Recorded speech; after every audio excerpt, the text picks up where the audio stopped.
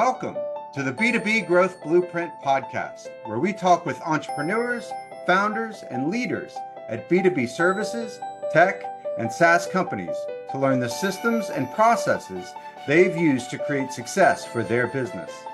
We'll also learn from marketing and sales experts to provide insights to help you grow your business. I'm your host, Mark Osborne, and the podcast is brought to you by Modern Revenue Strategies and their 10x ROI B2B Growth Guarantee. Schedule a free diagnostic call to learn the fastest path to double your B2B revenues in just 90 days. Hello, and welcome to another episode of the B2B Growth Blueprint Podcast. I'm your host, Mark Osborne, and today I'm very excited to welcome my guest, Brian Graf. Now, I'm going to read Brian's bio to make sure I get this right. Brian is a high-impact fractional B2B SaaS marketing leader with a track record of transforming B2B SaaS marketing functions into mature, high-growth departments. As CEO of Kalungi, a premier B2B SaaS marketing agency, he has helped numerous companies increase their revenue by implementing data-driven go-to-market strategies and building high-performing teams. Through his writing and the B2B SaaS Marketing Snacks podcast, Brian shares actionable insights that enable SaaS marketers and executives to drive measurable results and accelerate growth. His mission is to empower businesses to unlock their full potential through the power of strategic marketing. So Brian, welcome to the show. Thanks so much. I'm glad to be here. Bio sounds so official when you read it out loud. But thanks so much. Yeah, really excited. Yeah. So obviously you've done a lot of great stuff, and you've got a really interesting background that you and I have talked about. Why don't you kind of, give our audience your story of kind of, what you did and how you got to where you are today? Yeah. My story is, it's almost a story about timing more than anything. I started my career in television advertising, doing a lot of data analytics. Was very much in the MySQL and data visualization side of things. So not much in the marketing, more on campaign optimizations. But decided to get an MBA after that. I focused on finance and marketing, and did a few projects for brand strategy for software companies in the Seattle area. And just ended up linking up with this guy named Stein Hendricks during my time there and right afterwards. And we got coffee a few times, and he happened to be, he had this cool idea where he wanted to start a marketing agency and wanted to do things a little bit differently. And he needed a kind of a test bunny to try it out with. And I, got excited by the idea and jumped in and happened to be, I don't know if I was actually the first employee, might have been the third, but one of the first, and got to kind of be on the Kalungi ship from the ground level and have kind of rode it upward since then. In Kalungi, I started out as a fractional CMO, so I trained heavily under the man, the myth, the legend, Stein Hendricks, and got to know his way of doing things really deeply.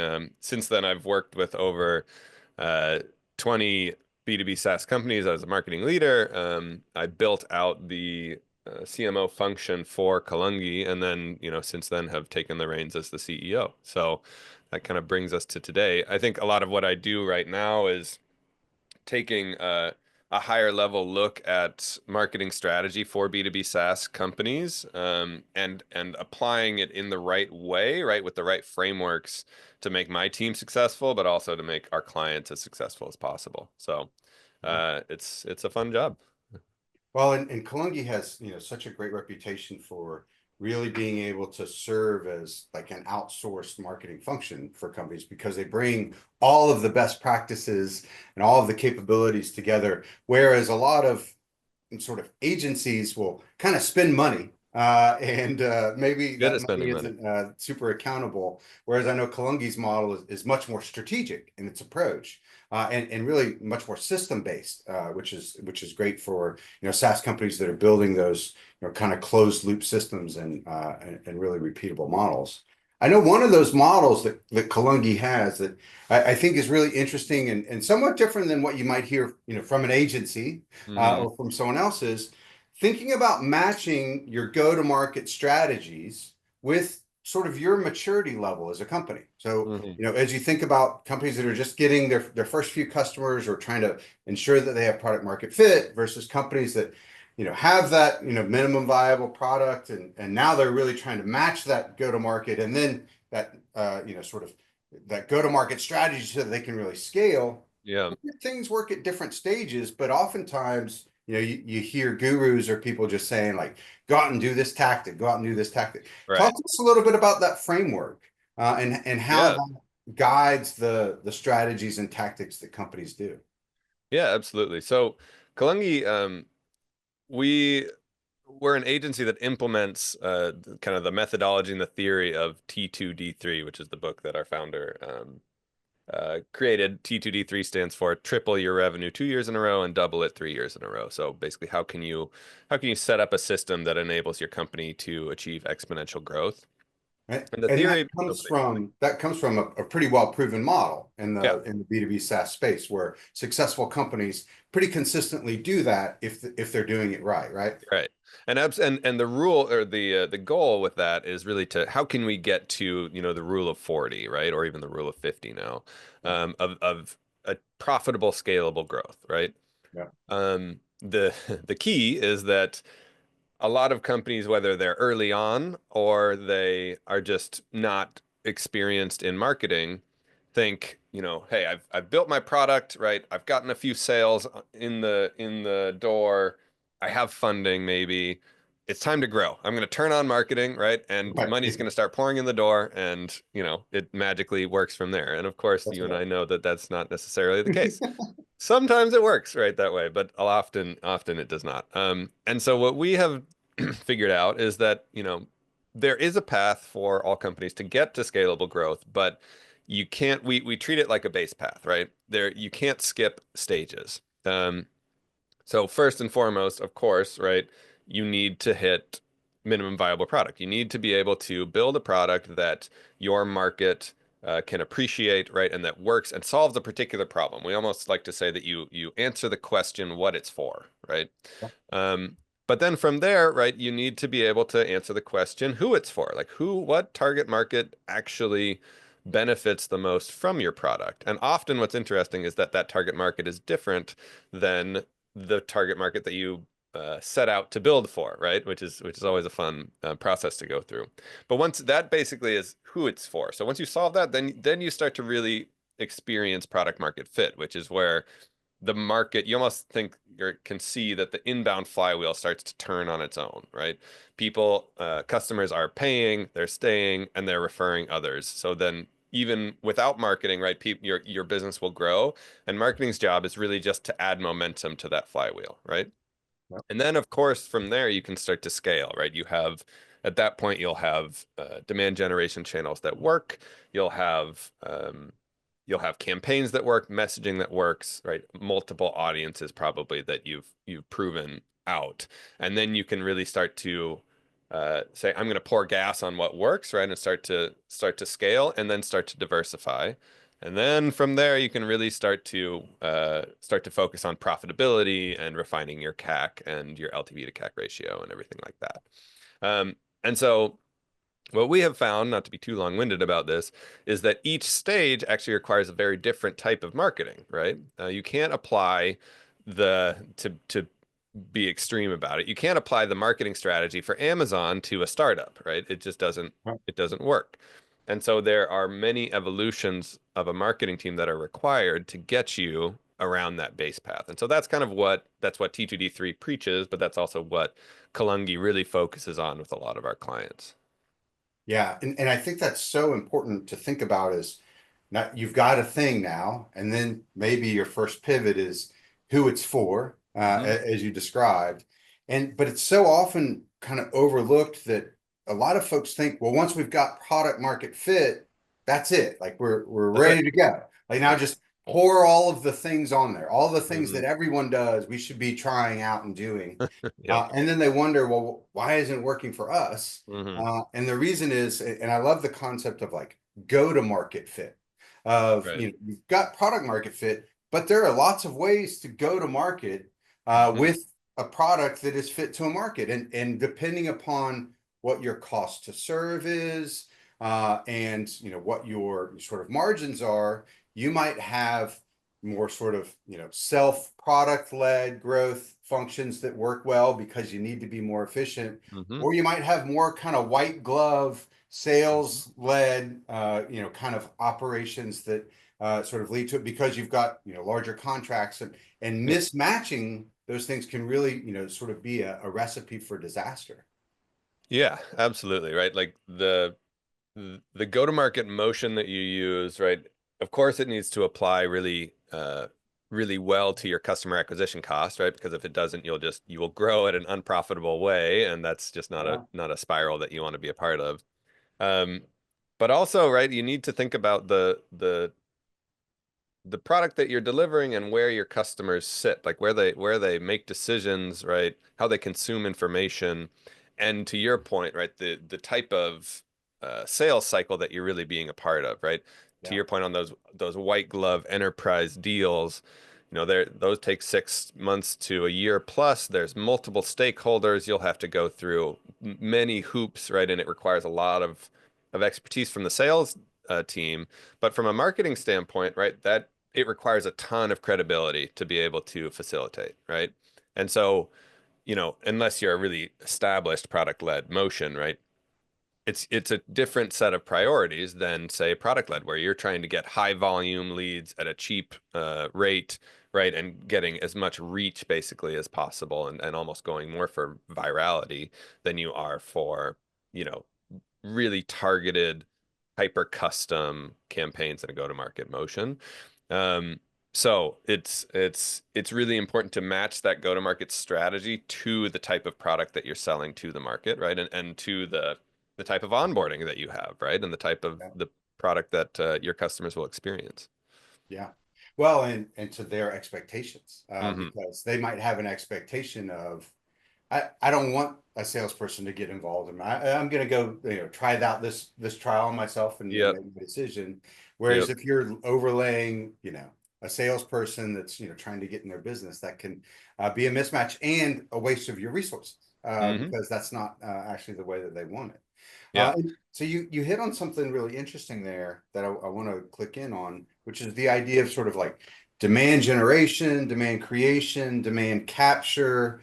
Talk to us about, those different components and how those fit into rounding these different bases. Yeah. Um, uh, it's a fun topic, and I think it is it's often underappreciated. So so I'm glad that you bring it up. It's you know everyone thinks again to overly simplify marketing, right? It's marketing something where you build the right strategy and you have the right product, and you all you need to do is turn on demand generation, and and leads will start coming in the door. Right. As I said in the beginning, right, it's often not the case. And it does go back to that go-to-market motion, right, that we talked about. If you're in for instance, if you're in a complex enterprise motion and you decide to turn on Google Ads and expect that to fill your pipeline, it won't, right? Because that's not the way that decisions are made usually in Right. those types of sales cycles, right?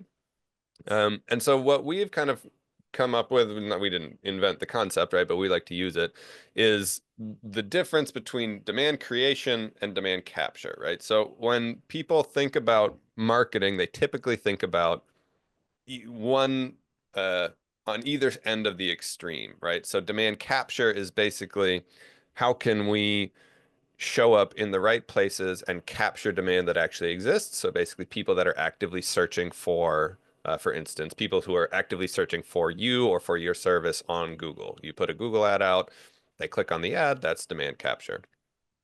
The nice thing about that is that you get you basically have high intent leads coming in the door. They know what they want. They're Yeah. searching for what they want. You show up and deliver what they want. They're going to click on it. They'll convert, and they ideally convert into a closed won customer relatively fast, right? So that's great. The problem with that is that typically what we found is that is usually only like 5 to max 20% of the market, right? And so if you're even if you can get that system to work well, which is a great accomplishment, obviously, you'll hit a point in time where it just stops working for some reason, right? You hit this invisible ceiling and you can't get past it, and you spend more and more money, and it just doesn't seem to work. And so what you need to do, we've found, is go after demand creation as well, which is kind of more, you can think about it more as like brand marketing, but it's a little bit different than that. It's not so much just putting your brand out there and getting brand awareness, which is important, but it's more actively targeting your ideal customer profile and putting yourself in front of them, even if they don't know who you are, right? Or even that they have a problem, right? You can kind Right. of relate it to uh, um, a tree cutting company that goes door to door and knocks on your door and says, "Hey, I don't know that you've seen this, but your tree is aging outside, and if a windstorm comes in, it's going to take down your roof, right?" And so that in that instance, right, the person probably isn't even problem aware, right? But your job is to put yourself in front of them, explain the problem that they're experiencing, whether or not they know it, and present a really solid solution. And it's almost like you shouldn't expect to get a conversion out of that almost, right? But you're playing the long game. You want to put yourself out in front of them and basically, I like to say, like reach above the inbound funnel and start to pull them in. And what we found is that by doing both, right, uh, it really creates a rising tide that lifts all ships, right? The message testing and the learnings that you'll get from the outreach efforts, right, and the talking with customers that aren't problem aware yet influence the inbound campaigns that you run, and the content that you build to support the inbound campaigns can also be used to support the generation campaigns. So it's more of a holistic approach than what a lot of agencies will use, but we like to think that we're a little bit more of a holistic solution. And we've seen that it really works really well in the long term, to be able to give our clients, scalable and ROI positive growth. Yeah, there's a couple key points there that you sort of touched on that I want to kind of elaborate. And the first is sort of the idea of what's the market maturity. And Hmm. so oftentimes, folks don't think about where is my marketplace in terms of maturity. Like, am I speaking to sort of innovators that are Right. looking for the new thing that they don't know about, Hmm. or am I going for more of a majority of everyone's aware that this problem exists and they got to solve it eventually? And so I'm trying to sort of speak to them. Just Hmm. understanding where you're playing Yep. within that helps you understand what are the strategies and tactics that are going to work. Yep. That's crossing the chasm Hmm. framework. And Yeah. then, And yeah, go ahead. Oh, and just to add to that, right? Like that also, it's a great point, and we look at that really heavily when we're working with clients. It also influences the type of messaging that you want to use and the type That's of right. positioning, right? Because the innovators, right? You need to give them something shiny and new, and almost something that they can get in and play around with, right? And help you to Right. build. But somebody, a laggard, it's a completely different approach. You need to come in as the credible source that is polished, that looks Right. 10 times bigger than you are, and has all the credibility and the case studies and right everything, all the social proof that you could ever think about, as targeted as closely as possible to that market. So it's a different approach, and That's right. it's a very interesting thing to parse out for different Well, companies. in those different stages of the maturity curve, from the crossing the chasm framework, you compete on different basis of competition. Like Mhm. the early ones, you compete on your idea, Yeah. and a lot of companies want to keep competing on their idea even as the market matures. But the next Hmm. stage is actually competing on the fully built out product and the experience of using it. You can't Right. keep selling your idea, you have to sell your product. And then the next stage is really competing on the logos of people who have already trusted you. Right. Yep. So if Exactly. you're out there slinging your idea, they're like, yeah, lots of people got Right. ideas. I need to see the Yeah. logos and the case studies. Hmm. And Hmm. it's so interesting. And the other thing that's often overlooked is not only where's the market maturity curve, but also like where are you in that? Are you a sort of market leader, or do you Hmm. aspire to be, or are you a challenger? Hmm. Because if you're a challenger, you may have benefited from the market leader Right. driving sort of category demand, Hmm. and you're like, I don't need to do demand creation, I've got lots Yeah. of people Yeah. calling me. Well, Mhm. it's because the market leader brought them into the category. Very true. And so if you want to overtake them and become a market leader, you got to start doing those market shaping activities. Mhm. And that you gets to another thing that you talked about, which is the importance of the messaging. And so often we see people that will sort of like think that they're doing demand creation by, kind of traditional branding stuff where they talk about the benefits of the category. Yeah. They don't have a unique point of view. So Right. they're not really creating demand. They're Hmm. creating awareness Right. of a problem and a way to solve the problem. Whereas if they talk about there's a problem that exists and we have a unique and differentiated point of view on how to solve that, and it delivers these unique benefits and results, Yeah. then you're not only creating awareness, but also really shaping the marketplace so that you can take that leadership role. Yeah. Yeah, absolutely. I think it's always really a fun exercise to take companies through and to explore with them, where they fit in that continuum, right? And if honestly, like if they want to be, obviously everyone wants to be the market leader and wants to, I feel like it's often idealized to become the market maker where you build the market, because of course if you can do it successfully, then Yeah, there's tons of dollars to be had and growth to be had. but but it's expensive. but it's very expensive and it takes a long time to do. That's right. And people often underestimate that. To your point, right? Like on the more competitive side, if the market is big enough, then the demand capture can get you a long way, right? Like the niche down and carve out strategy can go really long way, and it can be really quick, which is nice, because if you can position yourself effectively for the right market with the right value propositions, right, with the right product experience, then it can go a long way. One of the things that has been interesting, with the we don't need to go fully into AI, but with the emergence of AI, is that the it almost has, in my mind, increased the level of noise in marketing. So there's so much, it's so easy to create content now. Yeah. Everyone can do it. There's so many tools. And so there's so much content out there. That doesn't mean that it's good content. And so it's becoming almost more and more important for, I think, for marketing to influence, of course, positioning and messaging and creating real value in the content that you produce, but also going almost back to basics and like product marketing strategy of making sure that you know your audience better than anybody else does, right? And your subsegment of the audience, and making sure that those needs and those pain points and those solutions get built into the product roadmap, so that you're not only competing on positioning and messaging, you're actually competing on the product experience and the customer experience and how it influences jobs to be done and everything like that. That's where the true differentiation comes from. And that is where, again, to bring it back to me, because I like to do that, that is where something like a typical agency can fall short, just because they don't have the agency to be able to do that, right? They don't have the control. So it's so important for the true marketing departments to take that responsibility really seriously. And it can be tough because obviously you usually get measured on demand generation and pipeline impact. But the ironic thing, right, is that the focus on the product led, or the product roadmap is really will pay huge dividends for you in the long run if you can devote the time to it.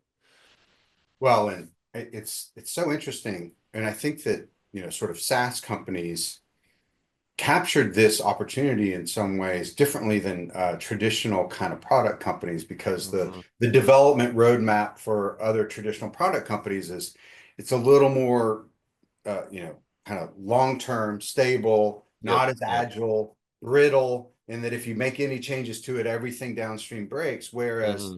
SaaS products, by their nature, can be more iterative, can be more agile, Yep. and sort of marketing, sales, customer success, they are the mouthpiece of the marketplace, which is Right. the most important strategic asset you have as a company for Hmm. influencing your product roadmap.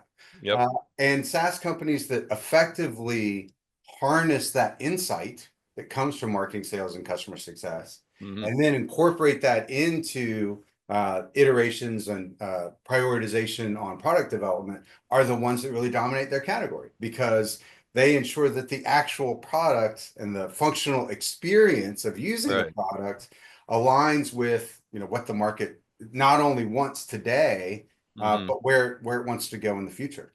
Yeah.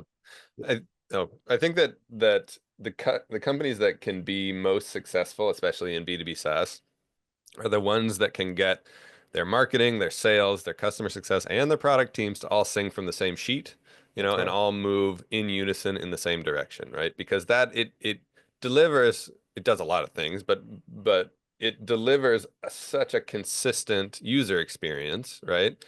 And that's what you need, right? You need marketing to make a promise, and marketing and sales to make a promise that product and customer success can deliver on, right? And if you can do that really well and the promise is right and it fits the market the right way and everything like that, then you get retention and then you get upsell and then you start to see the scalable revenue that you want from exactly from And the shape of that curve changes from it, linear to, exponential. yeah, Exactly. exactly. But it's so easy for maybe it's that marketing and sales have different incentives. Maybe it's that, marketing and sales like to point fingers at each other, which often happens, right? But it's Yeah. so easy for those teams to get siloed and focused on their own individual goals instead of taking a step back and looking at the company goal and how can we as a team support that. It's a hard problem to solve, but the companies that can solve it and really line people up the right way, that's where the real opportunity is, I think.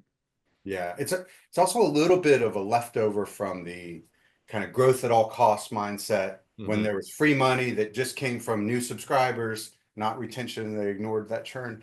But Right. when you were just thinking of new subscribers, the Hmm. answer to everything was more leads. Yep. Yep. But I see that companies a lot of times, they in the pursuit of volume and quantity Yep. ignored quality, and so, in fact, they wound up closing leads that were actually really toxic, and became sort of toxic customers because they didn't believe in your product vision.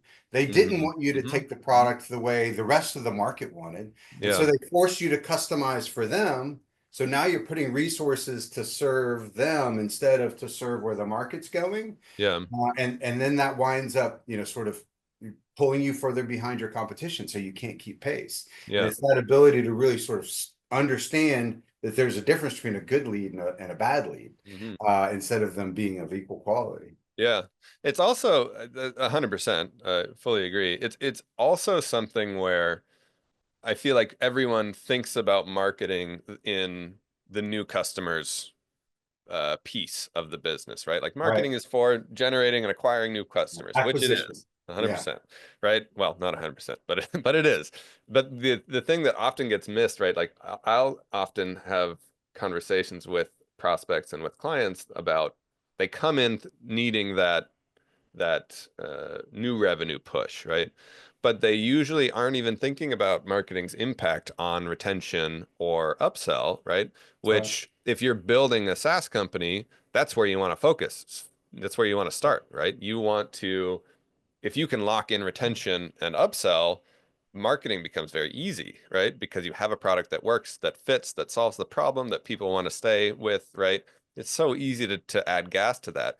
But if you're, it can be tricky, right, to focus too hard on new revenue when you don't have a product that you don't have the right market for the product, or you don't have the right promise that you're building or giving to the market. Um, and so it can just be it's I just think that it's often overlooked from a marketing standpoint. And of course, marketing needs to build the top of the funnel and deliver leads for sales, but it's also so critical for marketing to look at um, the custom keeping the customers that we already have, and how can we nurture the people who are engaged, and how can we re-engage the people that aren't, and how can we run upsell campaigns and referral campaigns. Anyways, there's a ton of low-hanging fruit there that often gets overlooked from marketing teams. That's right. Well, and what's funny too is, the marketing folks have a toolkit that oftentimes the CS folks don't have. Hmm. But things like, it's very common in marketing to build a lead scoring model of, Right. how likely is this lead to convert? Hmm. It's not very common for customer success to build a churn model that says, how likely is this Yeah. customer to churn? But Right. that's the same application of a Hmm. really good tool, that if you then put that against all of your customers, you could start to score, wow, Hmm. these are at-risk customers. Right. statistic, 10% of your customers are planning to leave at any given time. Yeah. So if I told you I could give you 10% growth for Right. doing nothing other than, just focusing your efforts a little bit differently, Mm-hmm. you jump on it. And so Yep. like building those scoring models of, well, who's likely to leave? And then again, marketing is really good at crafting messaging Right. around, sort And of content. the value and quality and the content. And so you can do those and they talk about this in auto. A lot of the car ads that you see on TV aren't to convince you to buy a new car. It's to convince you that you made a right choice on the last car you Yeah. bought. You can feel good about. Yeah, Yeah, exactly. that's right. And Mm-hmm. so, like, if you think about that mindset, especially, cars you keep for, 5 years, Mm-hmm. a SaaS product you hope they're going to keep for at least 5 years. Right. And so, if you're doing that post-purchase marketing to reinforce that decision that they made, that's where you really start to get that growth and that Mm-hmm. upside curve. Yep. 100%. So obviously we're both really passionate about these topics and we could talk about them all day, but I got to be mindful of your time. But before we let you go, so what's something that's on the horizon that you're excited about? I do think that the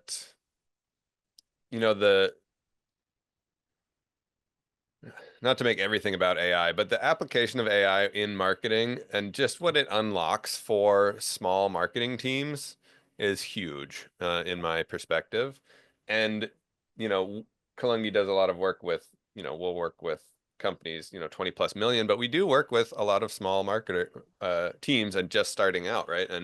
And it just unlocks using a tool like AI appropriately just unlocks so much potential for those small startups to gain traction fast. And to your point, like enter a mature market and go up against heavy hitters with a fraction of the budget. But Yeah, if the strategy is right, if you match the strategy with the maturity and the market and the go-to-market motion and all the things that we've already talked about, and have someone, a team that's really good with the power of AI, it just it levels the playing field in a way that has never really been available before. yeah, And so it just makes me super excited for a lot of the clients that we work with on the smaller end. Of course, it benefits bigger clients as well, but sure. that's just a really cool, I think, opportunity. And then also, I'm super optimistic because I think that, as I said, like with that added noise, it just makes the people that add the most value to the conversation and that have that the marketing strategy connect directly with product sales, CS, be the most successful because they're the people who are actively solving the problems the best for the customer. So I think it's in the end, right, it will add noise to the market, but I think it's better for the consumer, right? It gives them more information. It's better for the companies that can really prioritize strategy and align their teams behind the right market, Yeah. which is what we help to do. So I'm really optimistic about that. Well, and it's also true that like AI, whether it's generative or agentive or whatever, Hmm. automation that oftentimes gets conflated with AI. Yep. Those things work best when they're implemented on top of an existing process, which Yep. is so great about Kalungi's approach because it's very process driven and Mhm. it's got the very data driven frameworks. A lot of agencies aren't able to sort of get the real value out of AI because they don't really have a process. They're kind of winging it, making it up, Right. or whatever it might be. Right. Whereas when there's something that's built on processes, systems, and data, the AI can really be fuel for that fire. Hmm. Hmm. Hmm. So for folks that have been listening and they're like, I really like the stuff that Brian's saying, and I really like this more strategic and data-driven approach to analyzing what I should be doing in the marketplace. What's the best way for them to get in touch with you and learn more about Kalungi? Yeah. Hopefully there's one or two that found what I said interesting. Um, there's a few different things that you can look at, and not to overwhelm you with options, but the theory that I do a lot of talking about and that Kalungi bases its work off of is called T2D3, and you can look it up at T2D3.pro. Kalungi's website is kalungi.com, KALUNGI.com. And then I have my own podcast where I'll talk with Stein Hendricks, the founder of our company, and we just like to nerd out about anything marketing, honestly, if it goes from strategy to tactics to politics to marketing and business politics Right. to navigating that. And just, about any of those things. So feel free to look that up. That's B2B SaaS marketing snacks. Yeah. And I can sort of personally test all those. I read T2D3 and loved it. And so much so that I went through and did the certification. Yeah. So can Glad highly to have you as a member. Yeah, highly encourage everyone to go through that. If you really like these sort of data-driven strategic approaches and you want to dive deep in it, it's a great resource for you. So, Brian, thanks so much for joining us today. I really appreciate it. No, thank you so much. It was a great conversation. I appreciate you having me on. All right, talk to you soon. Thank you for joining this episode of the B2B Growth Blueprint Podcast. We hope you've gained insights to grow your business. If you enjoyed this discussion, please rate, comment, like on your favorite platform, and share to others who will find it useful. Do you know a CEO, founder, or leader at an early stage B2B services, tech, or SaaS company who would like to be a guest and share their story? Send us a note. Let's schedule a conversation.